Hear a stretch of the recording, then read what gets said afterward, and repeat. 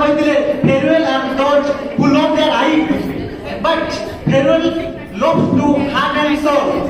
but there is no such a separation. आपण माने जो कहउछथि हमन को विदाई दे दोछथि आपण माने जो कुछ हमन को विदाई दोछथि या विदाई बोली मु केबे कहबी नाही काहेकि ना आमे जते बेले गोटे 10 क्लास पढि साला परे 10 क्लास परे +2 पाछो +2 परे +3 पाछो एमती गोटे पीढ़ी परे आमे आगो को जाउछु ठीक सही परी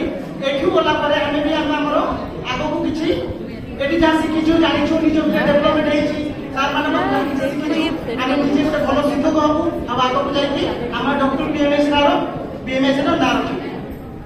मु सबले विश्वास करे success in life is not easily secure it only comes to those who work hard and continue learning जीवन रे केबे सहज रे माने सहज केबे किछि जिंस मिलेनी जे कठिन परिश्रम करे आ अध्ययन जागा से ताकू ही सफलता मिल जाए तो एई जो 2 वर्ष भितरे माने मोर किछि